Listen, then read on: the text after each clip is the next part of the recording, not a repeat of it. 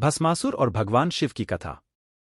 हिंदू पौराणिक कथाओं के विशाल जाल में भस्मासुर और भगवान शिव की कहानी एक आकर्षक कथा के रूप में उभरती है, जो दिव्य वरदानों, छलकूट और आखिरकार ब्रह्मांडिक व्यवस्था की उच्चता का परिचय कराती है। भस्मासुर का तप।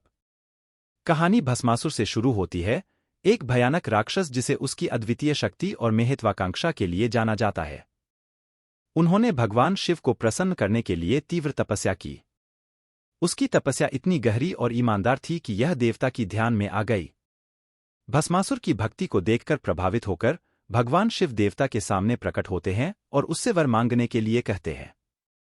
इस महत्वपूर्ण क्षण से एक दैहिक घड़ी शुरू होती है जो दैवी दयालुता की सीमा को परीक्षित करेगी। भस्म की वरदान।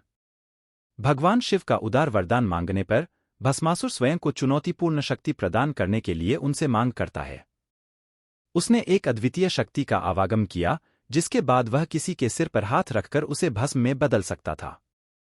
भगवान शिव अपने भक्तों को वरदान देने के अपने स्वभाव के अनुसार भस्मासुर की इस मांग को स्वीकृति देते हैं, बिना यह जानते हुए कि यह उनकी दी गई शक्ति की भूमिका को खुद भस्मासुर ही निभाएगा।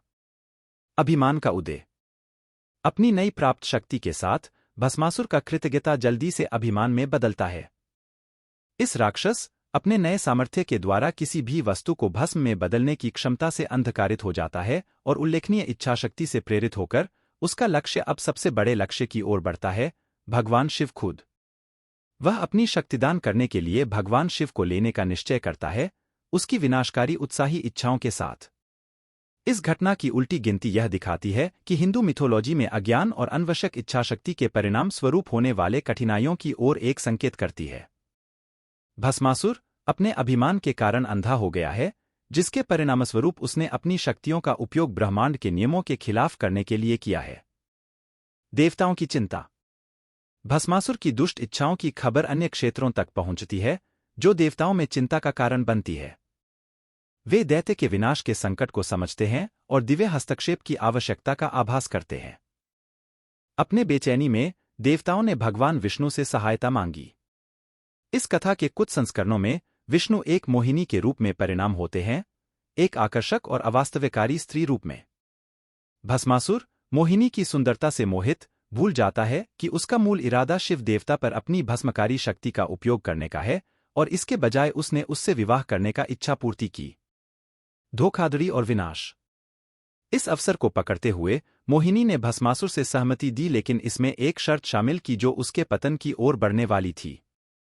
उसने उससे अपने साथ एक नृत्य में शामिल होने की चुनौती दी।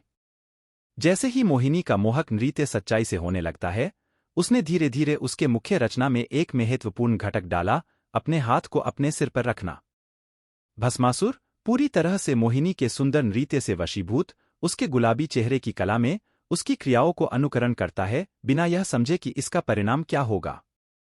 उसने अपने हाथ को अपने सिर पर रखा, जिससे वह वहां मौजूद भस्मासुर की शक्ति को सक्रिय कर देता है। भस्मासुर का अस्तित्व नाश। जैसे ही भस्मासुर मोहिनी के हस्तक्षेप को अनुकरण करता है, दैवी शक्ति तत्काल प्रभावी हो जाती है।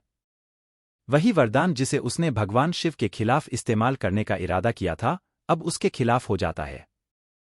एक क्रूर किस्म के भविष्यवाणी की अद्वितीय चक्रव्यूह में भस्मासुर को राख में तब्दील किया जाता है, उसकी खुद की प्रलयांकन की भविष्यवाणी को पूरा करते हुए। भस्मासुर के अस्तित्वनाश ने एक संवेदनशील चेतावनी के रूप में कार्य किया है, दैवी कृपा और प्रदान की शक्तियों के बीच नाजुक संतुलन की। यह भी उपहास्य शक्तियों का दुरुपयोग करने के परिणामों की चर्चा करता है।